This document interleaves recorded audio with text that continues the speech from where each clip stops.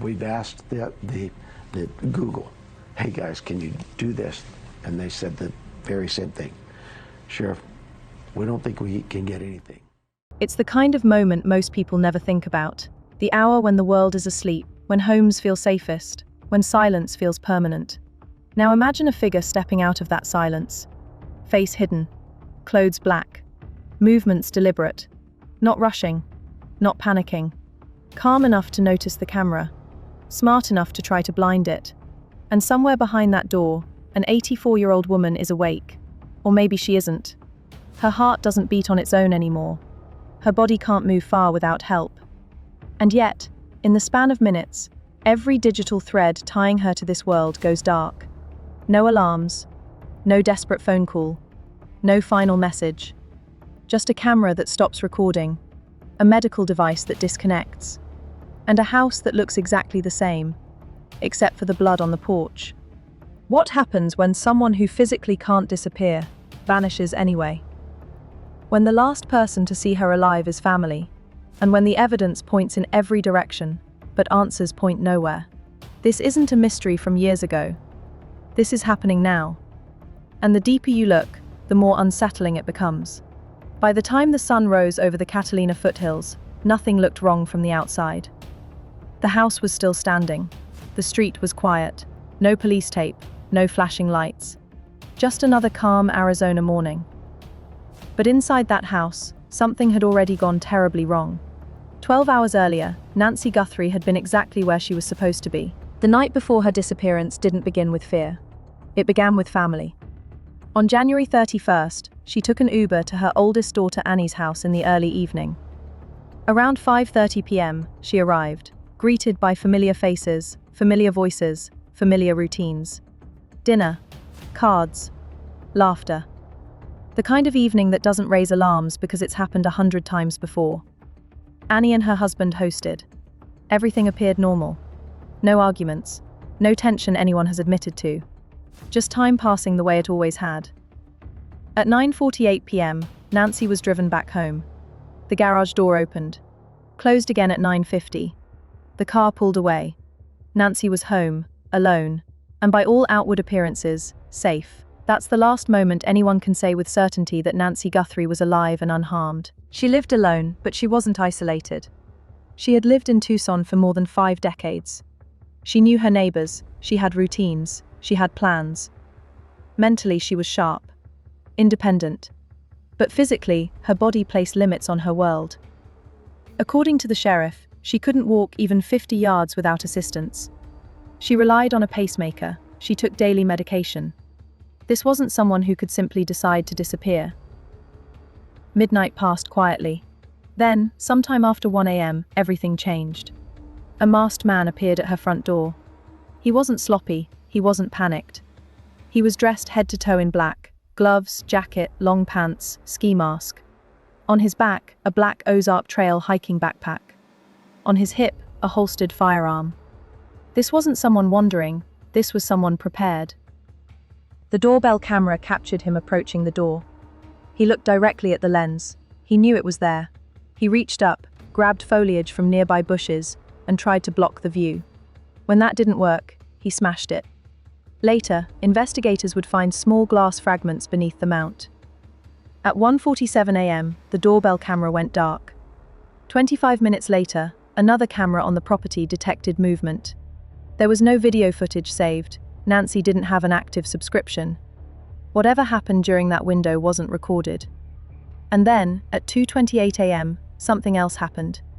Nancy's pacemaker app disconnected from her phone. That wasn't a coincidence. Pacemakers don't just casually disconnect. According to medical experts, a sudden disconnect can be caused by physical trauma, extreme stress, or death. Investigators haven't said which one they believe occurred, only that this was the final digital trace of Nancy Guthrie.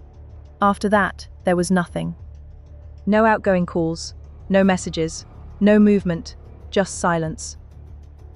The next morning, Nancy was supposed to meet a friend to watch virtual church services. She never showed. When the friend couldn't reach her, concern set in quickly. Around noon, family members went to check on her. The front door was unlocked. Inside, everything looked normal. Her phone was there, Her medication was there. Her personal belongings were untouched. Nothing suggested she had packed or prepared to leave.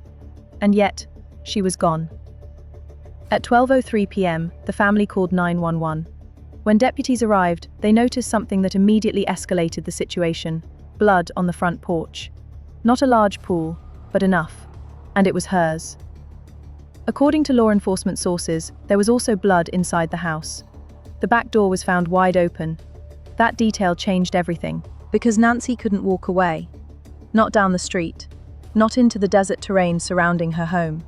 And if she had tried, she would have collapsed long before reaching help. If someone carried her, they would have needed a vehicle. Yet there were no obvious signs of a struggle outside beyond the blood. No witnesses reporting a suspicious car. No clear trail. So how does someone who physically cannot vanish disappear? Almost immediately, the case exploded beyond Tucson. The FBI joined the investigation. Tips flooded in. Within days, tens of thousands of people across the country were watching the same doorbell footage, analyzing the same grainy movements, pausing the same frames. The reward climbed to $100,000. Still, there was no proof of life, no arrest, no confirmed suspect. But quietly, behind the scenes, investigators were already looking very close to home. The last person to see Nancy alive was her son-in-law, and that fact alone was enough to pull him into the center of a storm. According to reporting that surfaced days later, law enforcement began scrutinizing him within 24 hours of Nancy's disappearance. Not because of a confession, not because of a witness, but because of proximity, access, and opportunity. He knew her routine, he knew her home, he knew about the cameras. And when investigators started digging, things began to look complicated. Nancy's daughter's car was towed and taken into evidence. Investigators wouldn't say why. They confirmed only that it was done under warrant. At the same time, authorities searched the daughter's home, not once, but twice. Neighbors reported seeing officers inside for hours, photographing rooms, leaving with evidence bags. Publicly, the sheriff insisted there were no suspects, that nobody had been ruled in or out. Privately, according to law enforcement sources cited by journalists, the focus was narrowing. That contradiction fueled speculation and anger. Was this a family being unfairly targeted in their darkest moment? Or was the truth simply uncomfortable? Then there was the DNA. Investigators recovered male DNA from Nancy's home that didn't belong to her or anyone officially cleared. They also found a glove 2 miles away. Inside it, male DNA. According to the FBI, the DNA profile from the glove matched evidence collected at Nancy's house. That meant one thing was certain. Whoever wore that glove had been there. The DNA was run through the national database. No hits, no criminal record. That opened 2 possibilities. Either the person had never been arrested, or the DNA belonged to someone with legitimate access who wasn't the masked man at all. To move forward, investigators turned to genetic genealogy, the same painstaking method used to identify suspects years after crimes were committed. Uploading DNA to public databases, finding relatives, working backward through family trees. Slow, methodical, effective. But time was passing. As days turned into weeks, alleged ransom notes began appearing, sent to media outlets. One demanded millions in cryptocurrency. Deadlines came and went. No proof of life accompanied them. Another message surfaced, another deadline. Still nothing. Nancy's family went public, pleading for contact, for confirmation, for mercy. Their message was simple. If someone had her, they wanted to talk. They needed to know she was alive. Meanwhile, another piece of video surfaced. A man with a backpack, 5 miles away, minutes before the camera at Nancy's house went dark. The timing was tight, the resemblance unsettling. Investigators wouldn't confirm if it was the same person, only that it mattered. And hovering over all of it was one haunting detail investigators couldn't ignore. Nancy's pacemaker didn't disconnect hours later. It didn't disconnect the next day. It disconnected within minutes of the camera being disabled. Something catastrophic happened in that narrow window. Whether Nancy is alive remains unknown. Whether she was targeted specifically, or became the victim of something else entirely, is still unanswered. And whether the person closest to her that night is guilty, or simply trapped in the worst possible coincidence, is something only evidence can decide. But what's undeniable is this. An elderly woman who did everything right vanished from her own home. Technology captured everything, except the moment that mattered most. And the truth is buried somewhere between silence, suspicion, and time. And the longer it stays buried, the harder it will be to bring her home. As the investigation pushed into its third week, something unsettling became impossible to ignore. The case wasn't getting quieter, it was getting louder. Louder in the media, louder online, louder in the gaps where answers should have been, and louder inside the family. When authorities say they have no suspects, that doesn't mean they have no focus. It means they aren't ready to put a name on paper. And in this case, paper mattered more than headlines. Behind closed doors, investigators were rebuilding Nancy's final hours, minute by minute. They knew the exact time she arrived home. They knew when the garage door closed. They knew when the masked man appeared. They knew when the cameras went dark. They knew when her pacemaker disconnected. What they didn't know was what happened in between, and who else might have been there before the camera ever recorded that masked figure. Because one detail refused to sit quietly: the back door. If the back door was open when deputies arrived, that meant Nancy didn't simply answer the front door and get taken. It suggested movement through the house. It suggested something happened inside. And if something happened inside, that raised a question no one wanted to ask out loud. Did Nancy let someone in? At her age, with her mobility issues, she didn't open doors lightly. Friends described her as cautious but kind. She wouldn't open the door to a stranger at 1 a.m., but she might open it for someone she knew, someone familiar, someone she trusted. And trust is a dangerous thing when it's misplaced. Investigators began focusing on access. Who had keys? Who knew the layout? Who knew which cameras were active and which weren't? Who knew she didn't have a subscription that saved footage? The list was small. Then there was the timing problem. If the masked man in the footage was the abductor, why disable the camera before entering? Why risk smashing it and leaving evidence instead of avoiding it altogether? And why carry a firearm if the plan was simply to grab someone who could barely walk? Unless the gun wasn't for Nancy. Unless it was for someone else. Another theory began quietly circulating among investigators. Staging. What if the masked man wasn't the beginning of the crime, but the cover? That idea made the case far more disturbing. Because if Nancy was already incapacitated before the camera was disabled, then the timeline shifted. The pacemaker disconnect could have occurred during an earlier confrontation. The blood inside the house would make sense. The open back door would make sense. And the masked figure would represent something else entirely. Misdirection. That theory would also explain why investigators searched the same home twice. You don't do that unless you think you missed something. The first search can be about establishing facts. The second search is about pressure, about confirmation, about contradictions. Phones were taken. Devices were imaged. Location data, call logs, deleted messages, app activity. Everything that could quietly contradict a statement was pulled apart. And still, no arrest. Which created another problem: public perception. The more the case stayed unresolved, the more speculation filled the vacuum. Every leaked detail became a headline, every anonymous source became a talking point, and every silence from certain individuals was treated like guilt.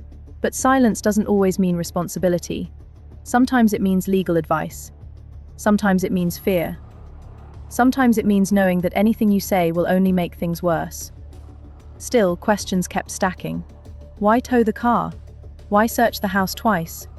Why confirm some details but deny others? And why, if there truly were no suspects, did investigators move with such intensity around one household? Then came the glove, found 2 miles away. Discarded, easy to miss. But inside it, the same DNA found at Nancy's home. That detail told investigators something crucial. The person who was at Nancy's house left the area on foot, at least temporarily. That ruled out some scenarios. It complicated others. If Nancy had been moved by vehicle, the glove being discarded suggested a transition point, a place where someone felt safe enough to remove it, which meant familiarity with the area, knowledge of the neighborhood, comfort moving through it. This wasn't random. And randomness is usually the first thing investigators try to rule out. Kidnappings involving elderly victims are rare. Kidnappings involving elderly victims with medical devices that suddenly disconnect are even rarer. And kidnappings that involve a masked figure, staged camera damage, family proximity, and DNA without database hits don't happen by accident. They happen when planning goes wrong. As pressure mounted, the FBI made one thing clear. The case was being treated as a kidnapping, not a missing persons report. That distinction mattered. It meant federal charges. It meant intent. It meant whoever took Nancy didn't just want her gone. They wanted control. But control over what? Money? Possibly. But ransom notes without proof of life are worthless. Power? Unlikely. Revenge? Maybe. Silence? That depended on what Nancy knew. And that raised another uncomfortable question. Was Nancy the target? Or was she leverage? Because if the goal was money, the execution didn't match. If the goal was disappearance, the attention made no sense. And if the goal was something else entirely, then the story people were seeing might only be the surface. Meanwhile, the masked man remained unidentified. Average height, average build, common backpack, common clothing. No obvious distinguishing marks. Someone designed to blend in. Someone who could walk through a store, a neighborhood, a parking lot, and never stand out. Which means someone probably did. The FBI continued asking the same question. Does anyone recognize the walk, the posture, the way the backpack sits? Those details matter more than faces. Criminals change clothes, they don't change how they move. And somewhere out there, someone has already noticed something. A neighbor, a co-worker, a cashier, a delivery driver. Someone who saw a man come home late, discard clothing, act different, say too little or too much. That's how cases like this break. Not with confessions, with cracks.